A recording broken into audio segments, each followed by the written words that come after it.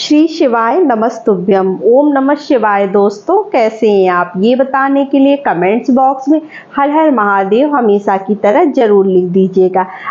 1 मई बैसाख चतुर्थी का जो है वो विशेष सा दिन है।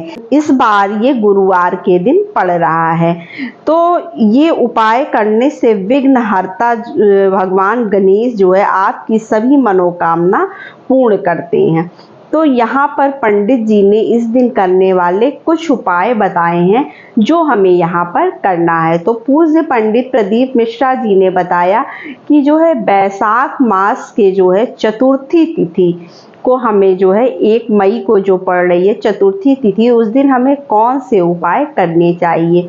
तो यहाँ पर हमें जो पहला उपाय है वो मनोकामना पूर्ति के लिए है। अगर आपकी कोई भी मनोकामना जो लंबे टाइम से नहीं पूर्ण हो पा रही है और आप चाहते हैं कि वो हमारी मनोकामना पूर्ण हो जाए, तो आप इस उपाय को यहाँ पर जरूर करिएगा।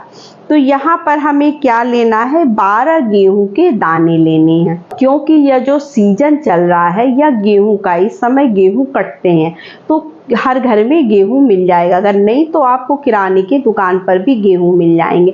तो आपको 12 दाने गेहूं के लेने हैं, ना कम ना ज़्यादा, क्योंकि संख्याओं का विशेष महत्व है। तो टूटे फूटे दाने नहीं लेने हैं, बिल्कुल साबुत 12 दाने आप गेहूं के ले लीजिए। 1 समी की पत्ती ले लीजिएगा, क्योंकि जब भी हम चतुर्थी तिथि मतलब गुरुवार के दिन जब हम उपाय करते हैं तो समी की पत्ती जरूर चढ़ाते हैं। तो हमें 1 समी पत्ती लेनी है और 1 लोटा आपको शुद्ध जल लेना है, उसमें गंगा जल मिला लीजिएगा। अब इसके बाद हमें क्या करना है, ये सारी सामग्री लेकर हम भोलेनाथ के मंदिर पहुंचेंगे। मुख किधर रहेगी, उत्तर दिशा की तरफ। अब हमें क्या करना है, सबसे पहले आपको पता होगा कि महादेव की शिवलिंग में जो है उनका पूरा परिवार रहता है। तो हमने जो समी पत्ती ली है वो जो है भगवान गणेश जी को समर्पित कर देंगे।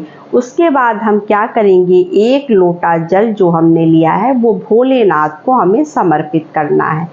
उसके बाद जो हमने गेहूं के 12 दाने लिए हैं वो भोलेनाथ को हम समर्पित करेंगे उनके शिवलिंग के ऊपर, और क्या बोलेंगे, मयूर ध्वज के नाम से जो है उनका स्मरण करते हुए हमें यह गेहूं के दाने भोलेनाथ की शिवलिंग पर समर्पित कर देना है। आपकी जो भी मनोकामना होगी वो शीघ्र अतिशीघ्र पूर्ण हो जाएगी। पंडित जी ने बताया ये बहुत ही अच्छा और बहुत ही छोटा सा उपाय है मनोकामना पूर्ति के लिए। तो अब यहाँ पर बढ़ते हैं हम दूसरे उपाय की तरफ कि पंडित जी ने यहाँ पर दूसरा उपाय किस चीज के लिए बताया है। तो यह जो पंडित जी ने उपाय बताया है ये कष्टों के लिए है। तो हर आदमी के जीवन में कष्ट है। जब हमें कष्ट होता है तो हम इधर उधर भागते हैं, कभी पंडित को दिखाते हैं, हाथ दिखाते हैं और कुंडली दिखाते हैं। तो लोग बताते हैं कि आपकी कुंडली में ये दोष है, वो दोष है, काल सर्प दोष है, मंगल दोष चल रहा है, ग्रहों का दोष चल रहा है, और जो है 7.5 चल रही है, ढैया चल रही है, दुनिया भर के दोष आपको बता देते हैं। तो यहाँ पर आपको इन सभी दोषों से छुटकारा पाने के लिए आपको एक उपाय पंडित जी ने यहाँ पर बताया है जो आपको जरूर करना चाहिए। बहुत छोटा सा उपाय है, बहुत आसान सा उपाय है। तो यहाँ पर हमें क्या लेना है, खड़ा मूंग लेना है। खड़ा मूंग लेना है, मूंग की दाल नहीं लेनी है, आप खड़ा मूंग थोड़ा सा ले लीजिएगा। उसके बाद क्या करना है, हमें उस खड़े मूंग को जो है पानी में भिगो देना है। आधे घंटे 1 घंटे के लिए हम पानी में भिगो देंगे। भिगोने के बाद उसको क्या करना है, जब भीग जाएगा तो जो दाल है वो मुलायम हो जाएगा, और आपको क्या करना है, गुड़ लेना है। गुड़ आप बहुत छोटा नहीं लीजिएगा, थोड़ा सा बड़ा गुड़ आपको लेना है। उसके बाद आपको क्या करना है, इसको जो है जो दाल है, दाल का पानी निकाल देंगे और दाल सूखा रख लेंगे और उसी के ऊपर गुड़ रख देंगे। गुड़ रखने के बाद आपको क्या करना है, इसे किसी भी गौ माता को, अगर आपके घर के आसपास गौ माता मिल जाती हैं तो आप उनको अपने हाथों से जो है इसको खिला दीजिएगा।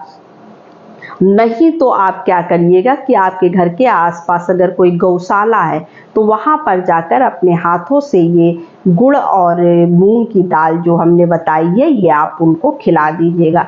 आपको सभी तरह के कष्टों और दोषों से जो है वो छुटकारा मिल जाएगा। तो बहुत ही छोटा सा, बहुत ही सरल सा उपाय है, आप करिएगा जरूर इसको।